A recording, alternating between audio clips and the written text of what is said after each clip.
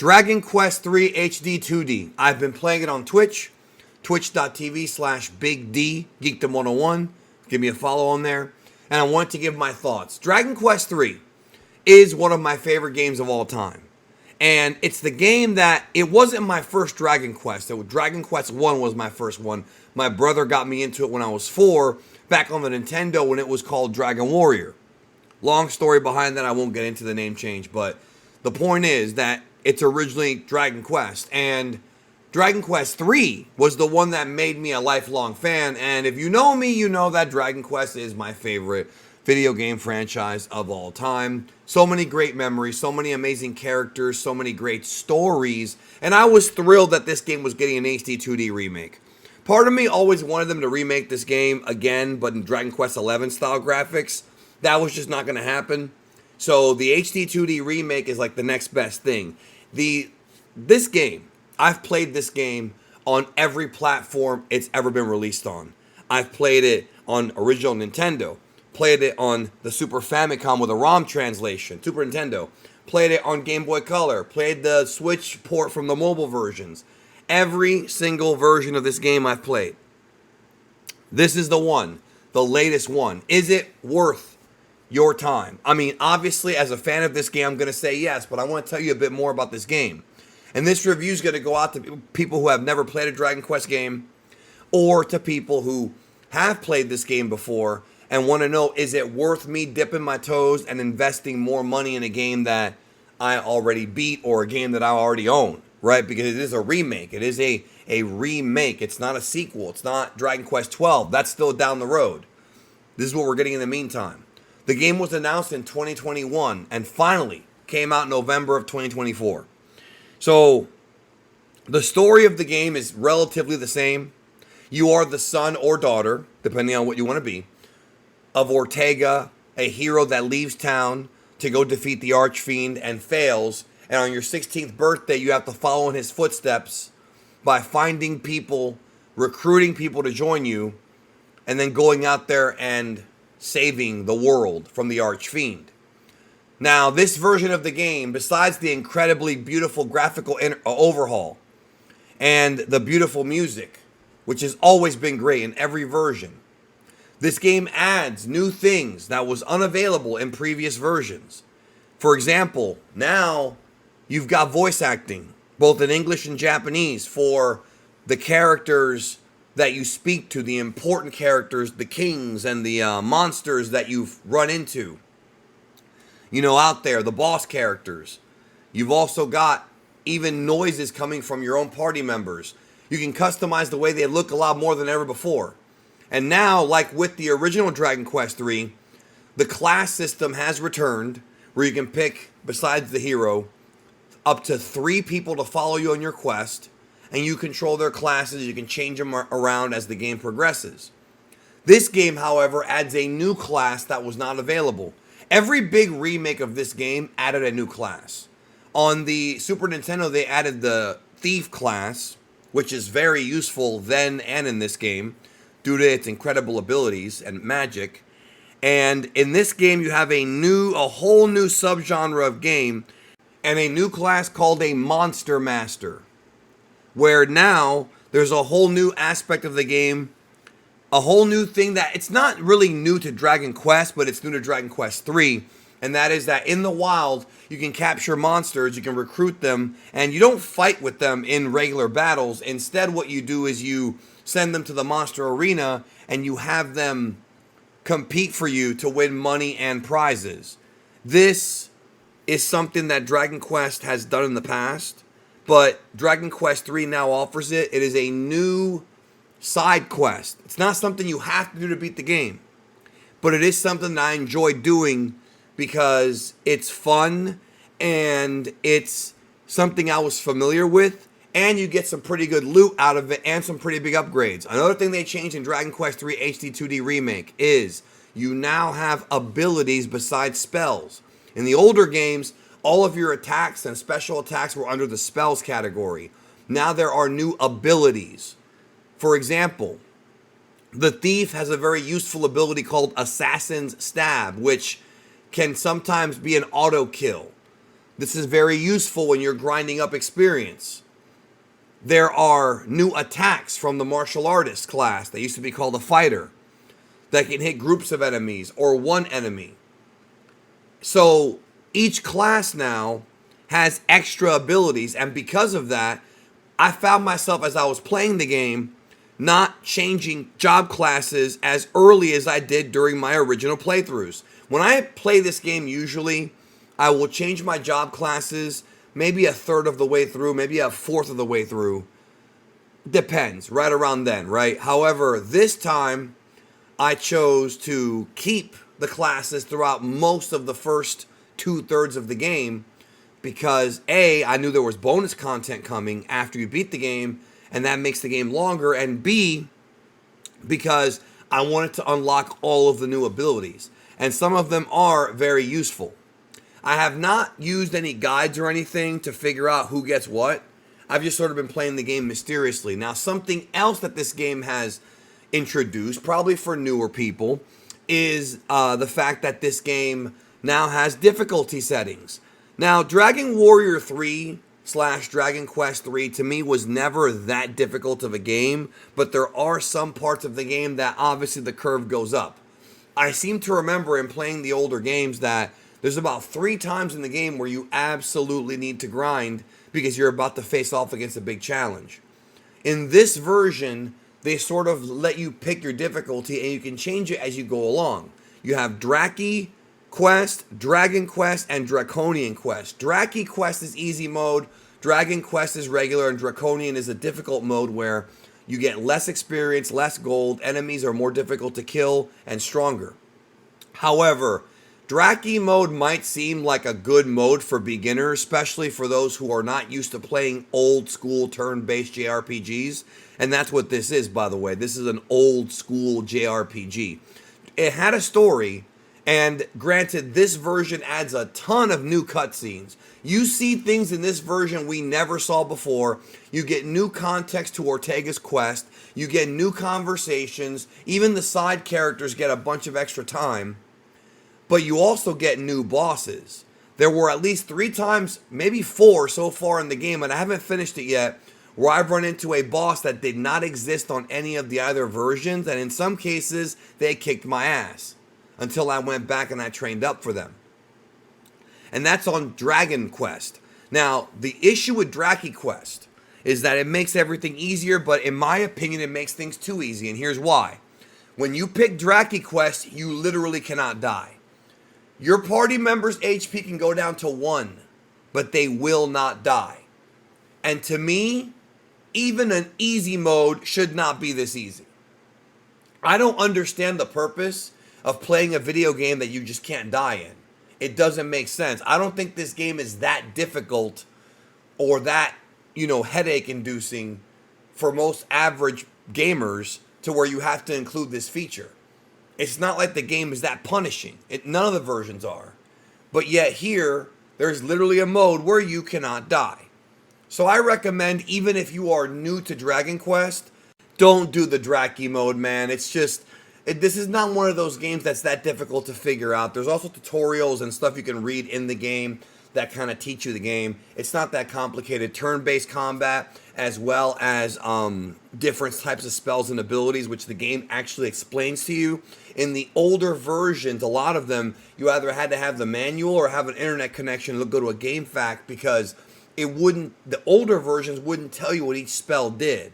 That's just how the old Nintendo games were. They expected you to have the stuff already. So if you bought the game at a flea market with no instruction manual, with no booklet, you didn't know what it did. This game has everything built into it. It's not that difficult to figure out. The fun part about this game, what makes this game awesome, is the exploring and the job classes, because they're customizable. So like with many other games that have class-based systems, you pick your 3 party members, you literally create them. Name them whatever you want, whatever gender you want, whatever. And you can even pick their colors now. It's kind of cool, like the hair color and things like that. And then what happens is you can then kind of plan out how you want to do things. It's best to plan things out. So if you have like a martial artist or a thief, they have a high agility, and martial artists usually have a high luck rate, which means they hit harder for criticals, you can always switch that over to a sage. Then you have like a sage that's also very, very fast, or vice versa. You can have a mage or a healer, a cleric, learn all the healing spells, switch them over into being a martial artist, and you have a very fast healer. So that's how the game works. It's kind of like Final Fantasy V and other games that use this system. Dragon Quest III was one of the first games to ever adopt this idea. And so that allows for complete customization as well as a different playthrough every single time you play the game.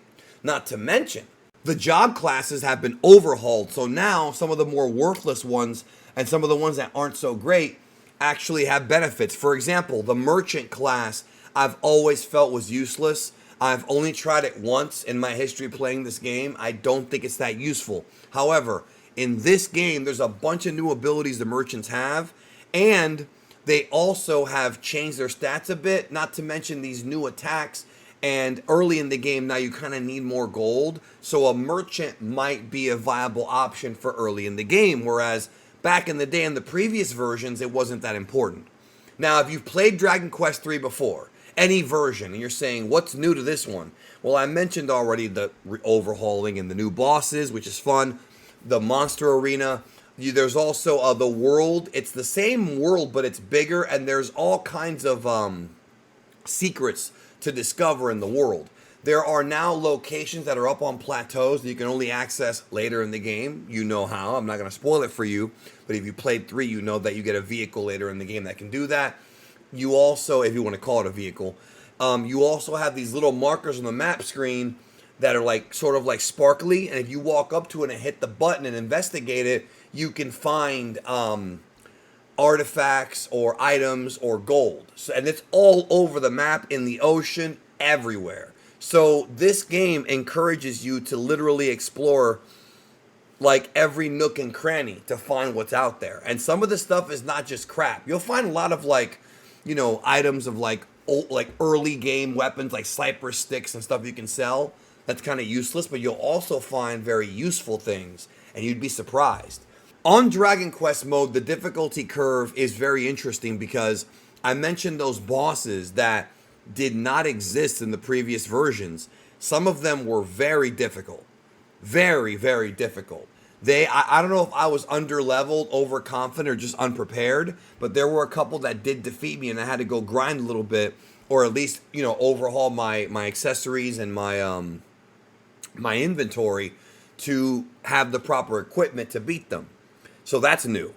Besides that, the game itself, though, does not feel like it's that difficult because there are some things about the game that are easier than the old versions. For example, you get a lot more items. Yggdrasil leaves, which previously you could only get 1 in the game. I have a party in my bag. I think I have 10 of them right now.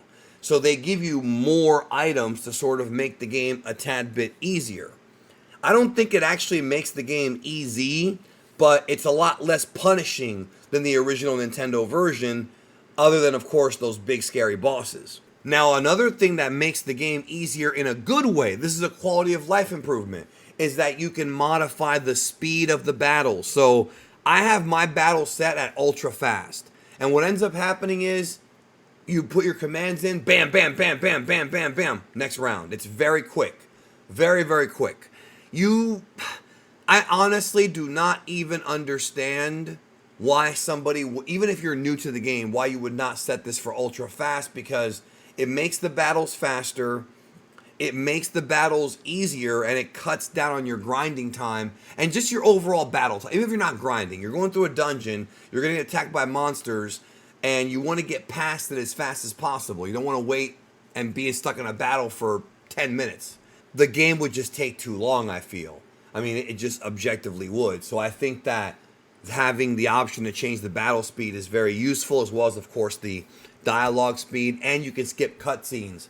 Even though I would probably recommend against it if it's your first time playing through this version, because the cutscenes are different. The story is expounded upon a lot more, and it's very satisfying in that sense. The side quests that they added are fun. They could have done more because they are missing some things. The Panchisi board game from the remakes, the Super Nintendo and the Game Boy Color version. I have not found a single board, so I think it's gone. And those were a lot of fun to do back in the day. That's unfortunate. But honestly, it's been replaced by the Monster Arena, which is also fun. You know, I had a good time with it. It's a side quest, again, not something you have to do, but you can do it to get some pretty good gear and some pretty useful tools. Also, if you've only played the Nintendo version, you'll be happy to know that every member of your party can now equip up to 2 accessories at once. And there are accessories like the elevating shoes, which increase your experience point by 1 every time you walk around. So when you walk around, like with your party, every step you take, you get 1 experience point. That's really useful. And so there's just ways to make the grinding less grindy. So it's, if you're worried about this, oh, Dragon Quest is a very grindy game. Yes, the Nintendo versions are like that, unquestionably. I don't feel that these versions are as grindy. There's a little bit of it, no argument there. There has to be for it to matter. But you could breeze through this game, as I mentioned, only grinding about 3 times. Maybe a couple more if you're having trouble with some of the bosses and the new ones. And it shouldn't be that big of an issue. I think people who like Persona or who like Pokemon, who have never played Dragon Quest, this is a great one to get into. There's the remakes, the HD2D remakes of an Octopath Traveler style of 1 and 2 are going to be coming out next year, I think, or the year after. So I'm curious to see what they add to those games, because Dragon Quest 3 was the first Dragon Quest game that really felt like a completed game, whereas the first 2 are very primitive compared to the rest of the series. So they're really going to have to overhaul a lot with those games to make them palatable for the current audiences. And I think that they will. I think they did a good job with this game in making it sort of bringing it up to speed while still keeping the classic 80s JRPG vibe going. Great music, sound effects are awesome. Each monster makes a different sound effect. Art by Akira Toriyama, and now Fenyo has joined the ranks of the artist for Dragon Quest because Toriyama passed away earlier this year. So some of his art is included in this game. He's in the credits. And that's good for Fenyo, man. He's a very talented artist who can really mimic Toriyama's style very well, and he has now been brought on in an official capacity, and I'm happy about it. So the game, it's $60. It's not cheap, and some folks are going to say, well, I don't know if I'd pay $60 for a game that's a remake of an old game. I don't know. I mean, you could wait till it goes down in price if you want to. I just had to because I love this game. I've always loved it, every version of it, and this one's just the newest one. It's Malibu Stacy with a new hat, except that the hat is a lot nicer. I mean, a lot nicer. So if you haven't played Dragon Quest 3 yet, then I think you should. I think you should pick this one up. Those are my thoughts.